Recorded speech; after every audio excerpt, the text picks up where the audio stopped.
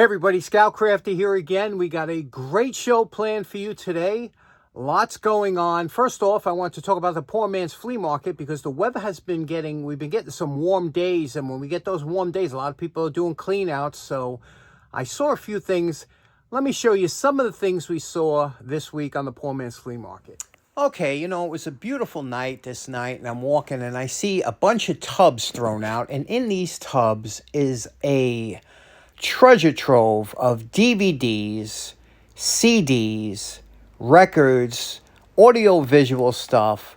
Just amazing. You know, even box set. This was an Elvis box set. They just had everything in here. And obviously, somebody was either moving or cleaning out or something. That they weren't damaged.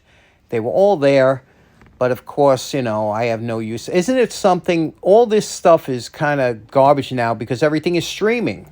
So a lot of people kind of free up the space in their house by getting rid of their old... Remember, we used to get rid of the old VCR tapes?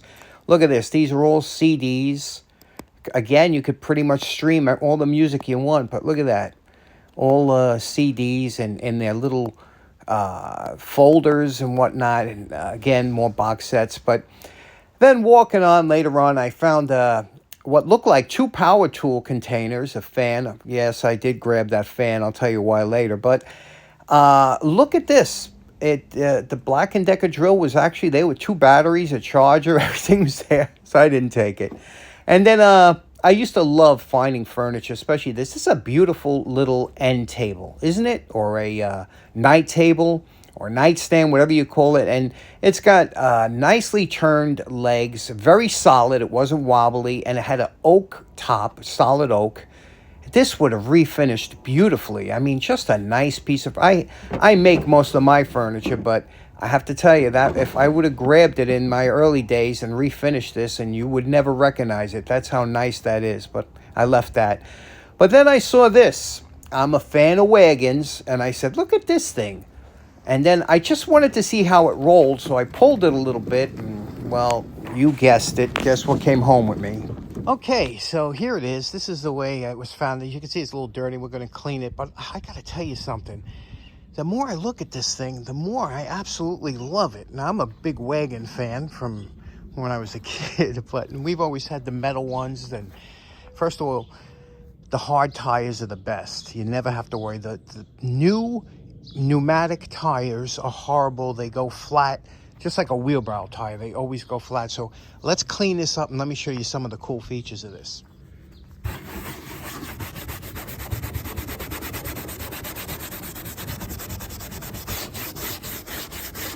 Okay, we hosed it down and cleaned it up a little bit. It's going to dry up, but let me show you. That's how cool is that. The sides pop off. They're double-walled sides, and they pop off, giving you a flatbed that you can use to haul stuff. It's got, like I said, the hard tires. And this little seat here is a storage with a drain. You know, you can put stuff in there. Gotta hose that out still. How cool is this little thing, huh? Let me put it back together. Now the sides come off in about less than a minute to take them off and put them back on. It's just a lovely design. Now it is sun faded, but I heard if you hit it with a torch, that'll come back to the original red color. I don't know. I know that's the way it works with kayaks and stuff, and it's been banged up, but I gotta tell you, it rides nice and it's a great design. What do you think about this? Even though we like the old school stuff, I have to tell you, this is definitely a win in my book. So as you can see, it's been a pretty good week for the Poor Man's Flea Market. And now I'm just finishing up on things that were sent in a while ago. I'm trying to get that done before we start new projects. And we're going to hit a couple of those today. And let's get to that right away. Okay, next up, I got a quick correction to make. Last week with Cecil, remember Cecil Turnip Seed sent in all that great stuff. He sent in 3 of these. I mistakenly said it was for carrying plywood. You could use it for that, but these are joist hangers. That's what they were designed for.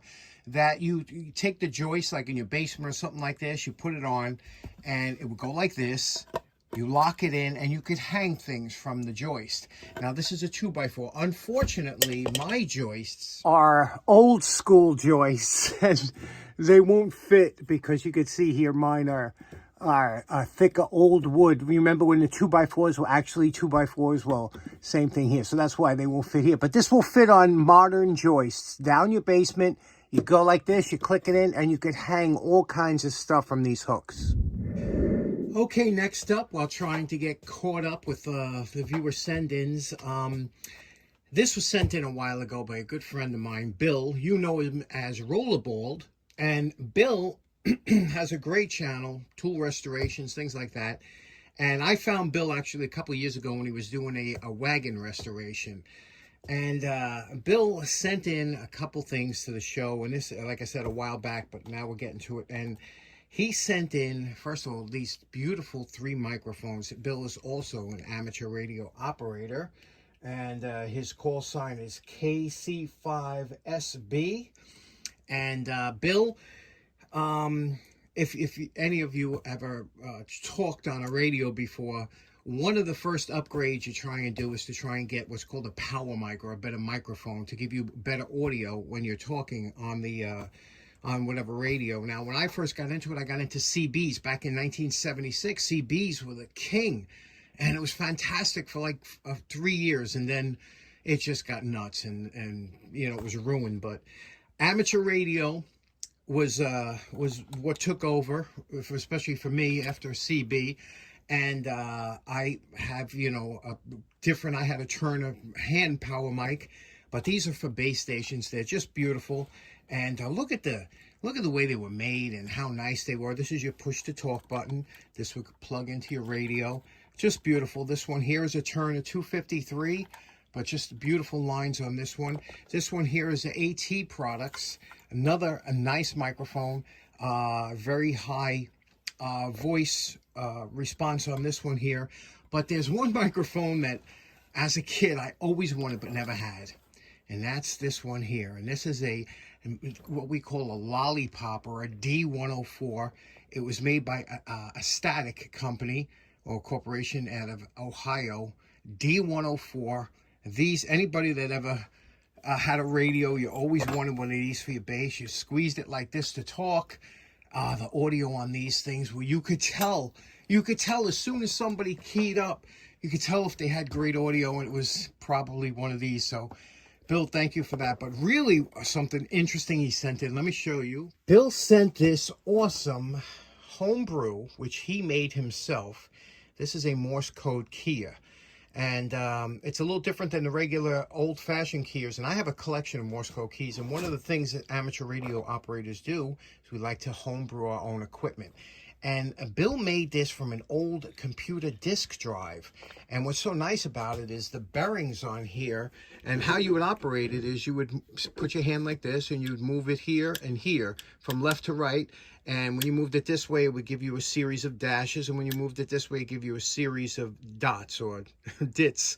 So this is how you would operate it back and forth. And like I said, there's a bearing in the disk drive. And this was all made from scrap materials. And it was so good, it was featured in our amateur radio QST magazine. And there's the article, copy of the article here. And what a fantastic key paddle this is. And I'm just thrilled. I can't wait to try it out. But isn't that something? Look at that. All made from a computer disk drive. Fantastic work, Bill. Thank you so much for that. Okay, next up, and for today's project, good friend of the show for a long time, Marc McKenzie. Marc lives in Colorado. We've been friends for many years. In fact, Marc and I first got introduced with a Billings wrench, a project that we did here on the show. And like I said, Marc has his own shop that he started, made a total shop, machine shop, got a lathe and everything. So we've been, like I said, friends for a long time. And Marc sent in a couple things, but first of all, look at this book, American Machinist Tools. It's an illustrated directory of patents, right? Now, check it out. In the front, it shows you the year and whatever you're looking for. But here it has all the patents in the back. All here, printed out, that you could look up a patent for any machine tool that you might have. All kinds of, isn't this something? And it's always beautiful to look at some of the drawings and illustrations of the patents. What a fantastic book. Look at this. All the patents from the machine tools that you might have to, wonder about. And it'll give you a little bit of a description in the front here and the year it was made. Beautiful book. Is an illustrated directory of patents, over 1,000 diagrams by Kenneth Cope. So that's really cool. Then he sent a couple tools, projects for us here. One, look at this. This is a Billings. I did one of these years ago. It's a Vitaloy. Okay, and what's so interesting about Billings, is a fantastic tool company, as we all know. They made, and Vitaloy, who doesn't love a great term for their type of tools that they had, or the metals or alloys they used. And but I always found this interesting because of this. When I first got one of these, I thought this was homemade. I said, somebody broke off the selector level and they made a homemade piece of metal or whatever. This is factory. And I was always shocked by that. It was like Billings, the most beautiful tool company, a maker of tools. And this just looks kind of wonky, doesn't it? And it works great. You can see here, works great. But that always amazed me. Doesn't that look like an afterthought to you? What do you think? Let us know in the comments. So that's one. Secondly, look at this. A perfect handle screwdriver minus the perfect handle. Kind of, to me, I find that pretty amusing that they call it the perfect handle because it was anything but perfect. Every one of these screwdrivers over the years, the handles would shrink or contract and get loose, and it was far from perfect. But since this is missing, we can put anything we want on here, and this will be a fun project. And you can see the pins are off. Now, I don't know if this is a reproduction. I don't see any name on it, but then we'll have to wire brush it down. But whatever it is, now we can straighten the pins out or put new pin, whatever we want to do. That's always a project that we do in the shop here. Then this, let me show you this. Okay, this is a pair of HK or Henry K. Porter. You can see the initials here, HKP, bolt cutters. You can see the patent date on here. He was out of Boston, as you can see here. Patent October 18th, 1892. This model was known as the Bulldog. There was the trademark and the handles. And it says, oil the joints and cutting edges. Bolt cutters are absolutely fascinating. We all know that. But over the years, every pair of bolt cutters you're going to come in contact with has usually had some kind of issue with it. Usually because people try and cut bolts that are too big for the specific size bolt cutter you have. And a lot of times they'll be written here, be printed in the capacity of what you could cut. Like something like this something this small might be for something 5/16 or, and they'll tell you 3/8 mild steel, 5/16 hard steel. Like they'll have two dimensions on there. Now here you can see this has had a multitude of different, over the years, which happens. Like this bolt obviously was replaced. It's not an original bolt. This here nut was replaced with a, and things get, this one here is kind of cut off. And you go through it and you have to find out what was what. This handle here, sometimes they had folding ones where the handles would fold up. But this isn't one because it's straight. But there's the pivot point for the folds. And over here it had some rubber bumpers so that when you came close, number one, you didn't pinch your fingers. Number two, would bump before the jaws. You wanted the jaws to come close but not touch each other and dull each other out. And then always, you could see here, the jaws, and I put this for the light in the background. You could see the jaws here have been, somebody tried to cut material that's too hard. Now, Mark also included some nice, these are angled jaws, you can see here, and these will fit right in. Let me show you. That's one thing about HK Porter, is you can always get replacement parts, and the jaws you could find often on eBay. And you can see here, these are which is nice, and they're brand new old stock, but you could replace them. See, put them in here, and you'll have angled jaws, which are nice because when you want to cut something flush, you can keep this up. Otherwise, you have to get down. So I actually prefer these jaws. I'm glad these were the NOS ones and these ones here. But you can see it just requires a little bit, and there's a little bend on it. So we'll take that to the dake.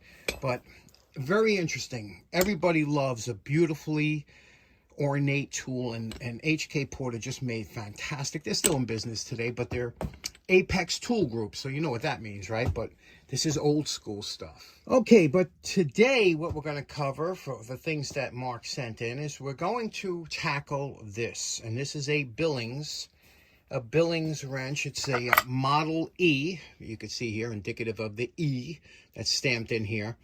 And you can see here, Billings and Spencer Company.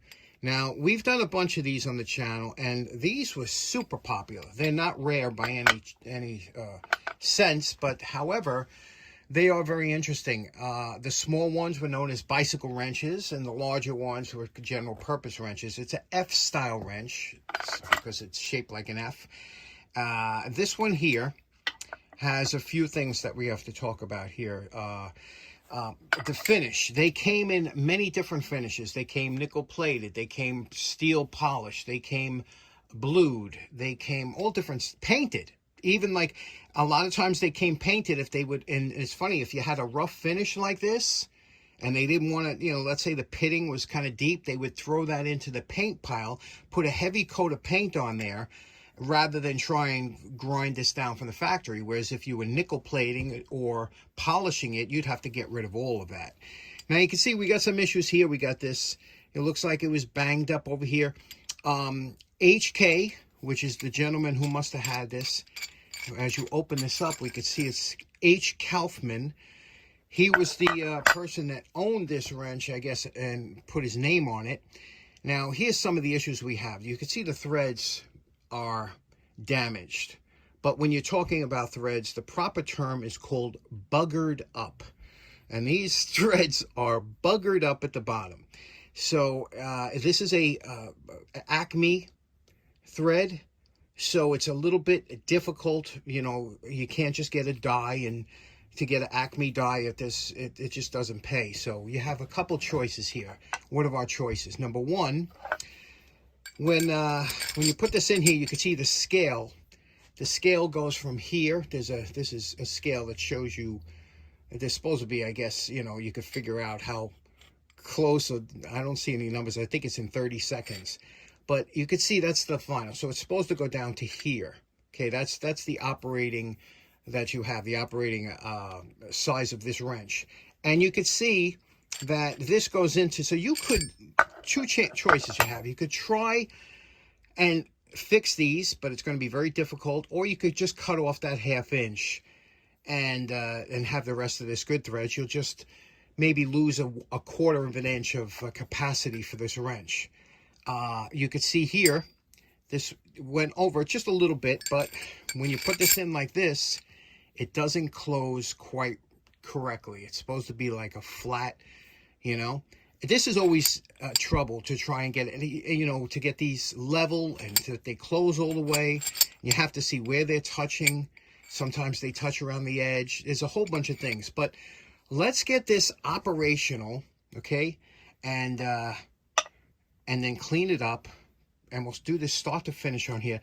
Everybody likes these style F wrenches. Billings made so many different models, and they were so good. But they did have their drawbacks. But let's see what we can do with this one. Okay, now, first thing we're going to try and we'll break this tip off here.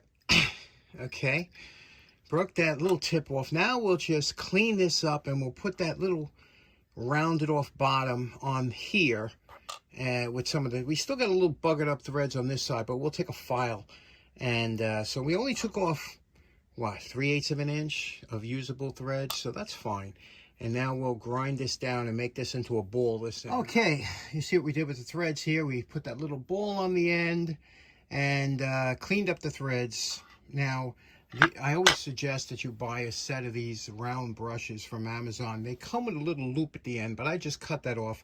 I mount this into either a drill or drill press, and that allows you to spin this in here and really clean out the threads, anything you might have in there. You can also clean out the inside of the wrench here, again, while it's spinning on the drill press.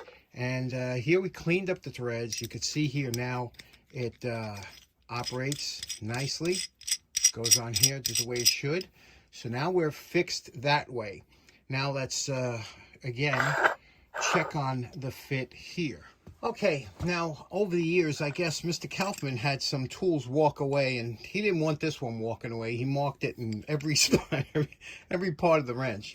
Now, a couple things you have to decide here. Now, you see here, when you do restoring tools like this, a lot of times these tools, again, out of Billings, some of them were super beautiful, tight, and others were almost like a B grade or war finish. This one was probably a B grade. You could see here the raw casting. There was no polishing done or anything. Also, I want to point out something here. You see this grind line here that goes straight across. You see that? Straight across. Now look at this grind line here. This one dips forward. You see that? That's not straight across. So it's little things like this that an inspector would look at and say, okay, this won't pass for A grade or consumer grade, maybe a war finish, what we call. Secondly, over time, a lot of times these wrenches will develop a certain slop. This is what's called slop. Now, for these, believe it or not, for these wrenches to work well, there needs to be a little bit of slop in the wrench, or else if it's too tight, they're hard to get on the nut. They don't work as well. So a little bit of slop is acceptable. However, this seems a little excessive, right? And so what I have found over the years, the best way to take care of that is to take some JB Weld, okay, and put some JB Weld on the inside after you, and we've already cleaned the inside of the wrench out, but JB Weld on the inside of the wrench there with, with an ice cream stick, and then take a file and file it out so that there's minimal slop. Now, remember, when you're using this wrench, there's two forces. There's this force going to the back, and this force, that's the only force you really have to worry about. So the side to side, you won't have any side to side forces that are going to stress the JB Weld out. It's only towards the back as you stress on here. So, that's the only forces you're going to have. But I have found, I've used that on many wrenches. It tightens it up, makes it smooth. But let's work on the finish now. Okay, you can see again the type of finish we have, the beading up here. Not bad, but and again, as far as getting this down, sometimes you don't want to take it too far up. You see that grind there? We'll see if we can, how far down we can get it. But as long as it's straight and as long as it works, that's the key. Let's do it. Okay, we are just finishing up with the flap sander. This is just a rough grind. Let's look what we did. We took out all the pitting, all that. We straightened out the line, right? That's straight, much straighter than it was instead of canting down. We'll finish it up more with the belt sander. You can see here we did the back, the top. We got all the lines correct. Now here, again, we'll do the curved surface with the belt sander. But this here, you see this here? There's a very thin layer of metal between the threads and the side. Now, when he was stamping HK, he put a crack. You see that hairline crack? Now, you can't go too deep here. You'll go right into the cavity. That's the opening in here. So you have to leave that. We had plans on bluing this wrench anyway. Like I said, it was a kind of a rough finish, and I think the bluing would do this right. It's operating good. Again, all the preliminary grinds are good. Now what we have to do is do the curve grinds with the belt sander, and I'm going to take, because we got to kind of use and remember, when you're grinding this down, this is all operations that are done at the plant anyway. It's nothing, you're not doing anything unusual. However, whenever you take a surface here or a surface here, you're going to leave that sharp edge. That is a telltale of a poor workmanship, that sharp edge. So that's all, after you finish everything, every one of these edges have to be beveled. This thing, see, this is all too sharp. It should be smooth as silk, but we'll take the sides down now with the belt sander.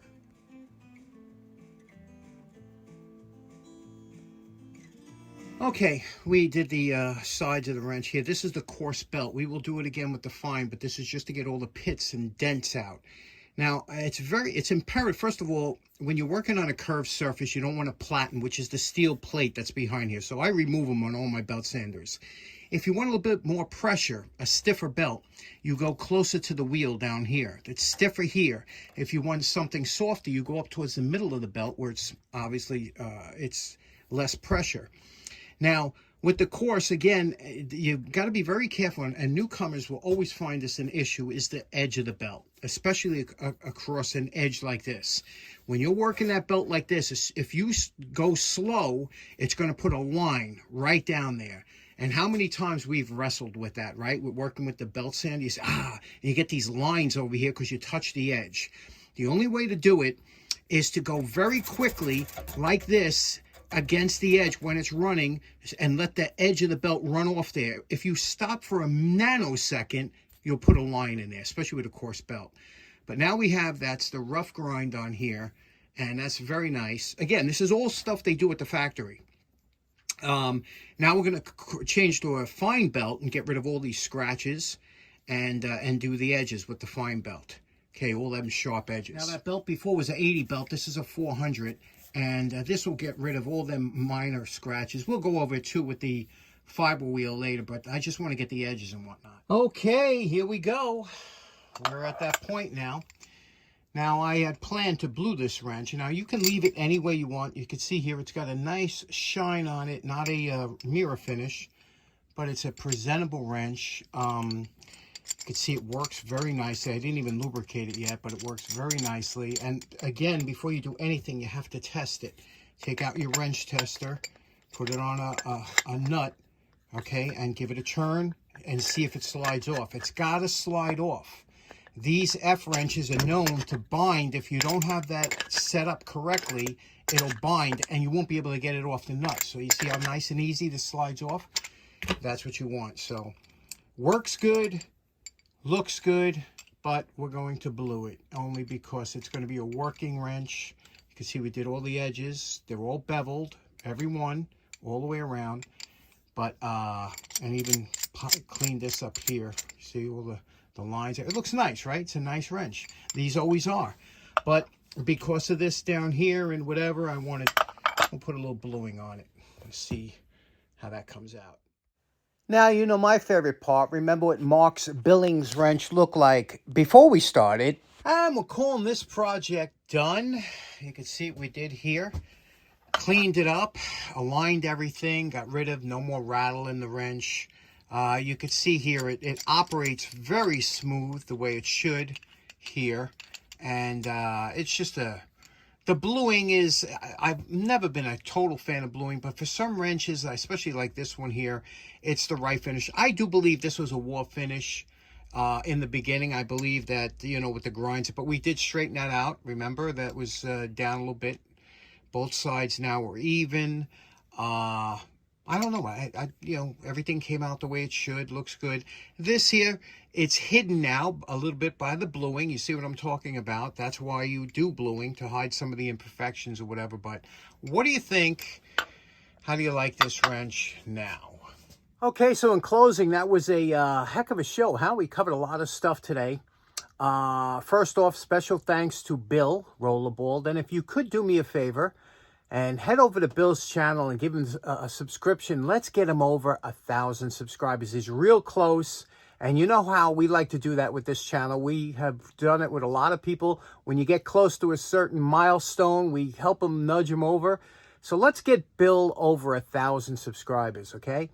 Also, special thanks to Marc McKenzie, my friend for many years, and he's doing well, and I can't wait to see recent pictures of his shop and how it's coming along. And last up, we got some dates coming up. You know, May 17th is Jacktown. A lot of people looking forward to that. Hopefully we'll see you there. We're going to have a lot of great giveaways. We're going to have a lot of YouTube personalities are going to show up, more than I can mention. It's just a lot of fun. This is going to be the biggest one yet. Rain or shine, May 17th. And looking forward to seeing you. Whatever you do, don't bring anything for me. I am full up. So that's the only thing I ask. I will have stuff for you, but don't bring anything for me. And I hope you can make it in Bangor, Pennsylvania, May 17th. Anyway, thanks so much for tuning in. We'll see you again real soon. Take care. Bye-bye.